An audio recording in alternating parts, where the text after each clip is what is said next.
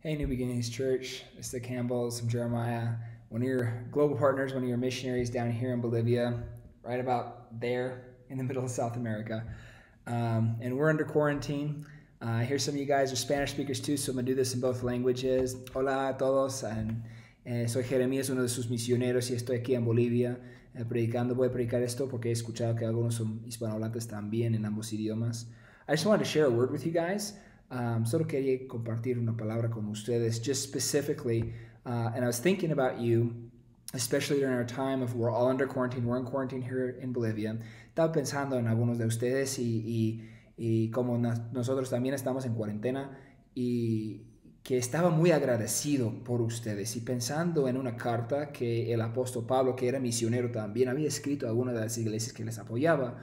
And I was thinking about one of the letters that Paul wrote to one of his supporting churches. And you guys have been very faithful supporters of us, and we greatly appreciate it. And so I just wanted to share a section of it, and you're probably going to recognize part of it, but we often do that verse a little out of its context. And so I want to give a little bit more of a fuller context because it really, I think, hits where all of us are at with everything with COVID.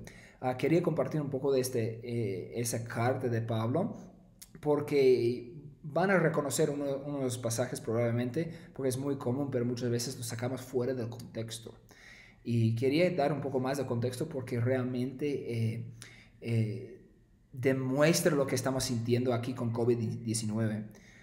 It's found in Philippians chapter 4, verses 10, and I'm going to read a little bit beyond there to basically verse 13, and that's probably the one that most of you guys know. I'm just going to read about 4 verses. Se encuentra en el libro de Filipenses, capítulo 4.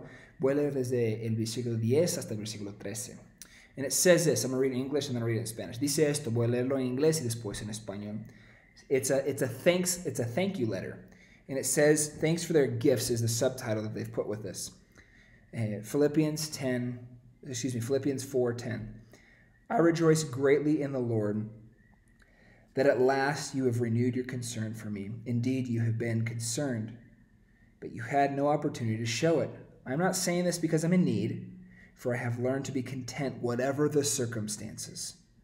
I know what it is to be in need, and I know what it is to have plenty. I have learned the secret of being content in any and every situation, whether well-fed or hungry, whether living in plenty or in want. I can do everything through him who gives me strength. Así dice, versículo 10, Filipenses 4:10.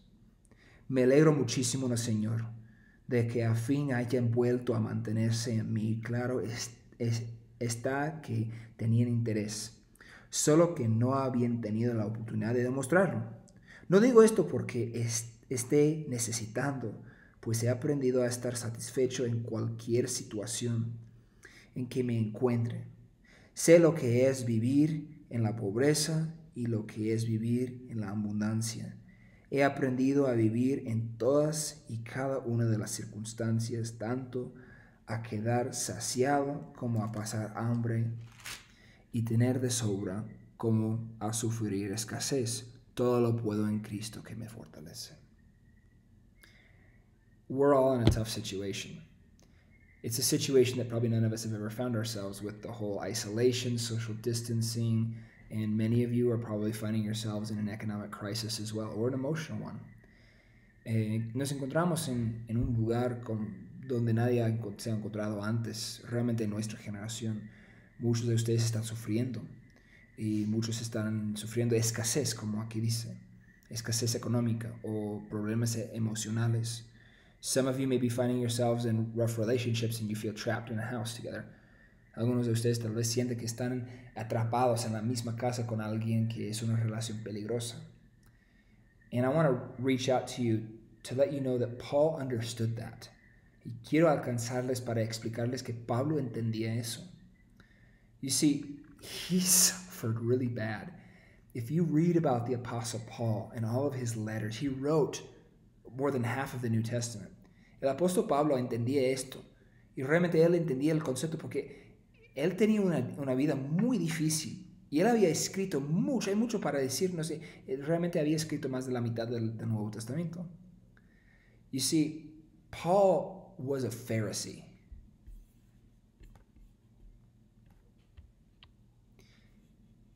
Paul was a Pharisee, and he had a pretty nice life. He was from one of the most educated cities in the Roman world, Tarsus. He was kind of like a doctor of philosophy and a doctor of theology together. That would be his equivalent for us today. He had a good life. Pablo tenía una vida muy buena. Era de una de las ciudades más educadas en todo el Imperio Romano. Realmente sería como Pablo, PhD y doctorado en teología también. Tenía una vida muy, muy buena y una formación muy alta.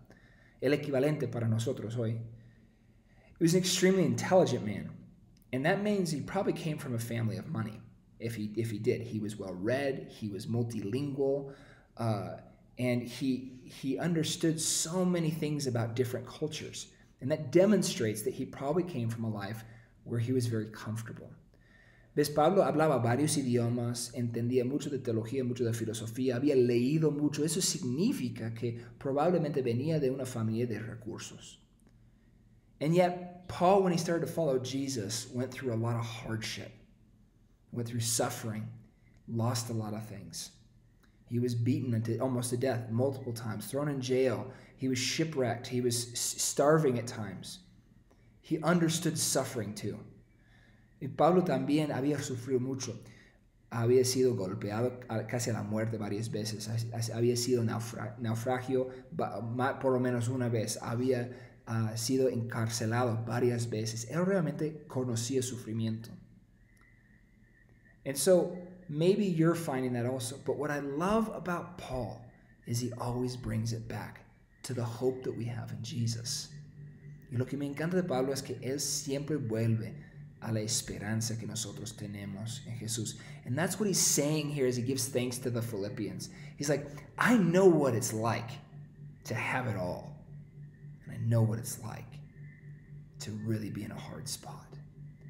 And regardless of that, whether in plenty or in want, I can do all things through him who gives me strength. Y Pablo decía, yo sé que es ser muy cómodo y sé que es sufrir también, pero a pesar de todo, yo sé cómo es de sufrir de escasez y también tener de plenitud. Y todo lo puedo en Cristo que me fortalece. If Paul can say that, and honestly, I want to be very real, what he suffered was way worse than what any of us are probably suffering with COVID. Yes, I know that there are people who are in the hospital, and I don't want to make light of that situation. My mom actually was diagnosed with it. One of our bosses, the director of our world missions, was in the hospital for several weeks and on fighting death. And I understand the severity of this. But I want to make very clear, Paul understood a big degree of suffering. And if he can put his faith in Christ, so can you, and so can I, and we can all trust in him. And that's the hope of it. That's the hope of the gospel is no matter how hard or how good the situation is, we can always put our trust in Jesus. And I want to encourage you, no matter where you're at right now, dealing with this situation, I want you to put your trust in Jesus. A pesar de todo lo que está pasando en esta vida, quiero que tú pongas tu fe en Jesús. Porque si Pablo pudiera en su plenitud y en su escasez, en su sufrimiento, y él vuelve a la esperanza que él tenía en Jesús cada vez, tú también, yo también podemos. Porque lo que él sufría para muchos era mucho peor que lo que sufrimos con COVID-19. We really appreciate you guys as supporting church. We love you very much.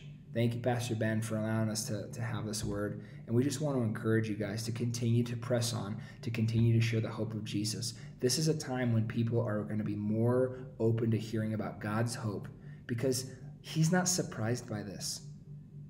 Pandemics, epidemics have happened in the past. It's a part of sin and death. It's a part of the fallen world that we live in. But you see, God still loves us and he still wants an intimate relationship with us. And he wants us to call out to him. And this is a perfect time to recognize, I'm weak. I get it. Jesus, I need you. That's all we need. Put our trust in him. God bless you guys.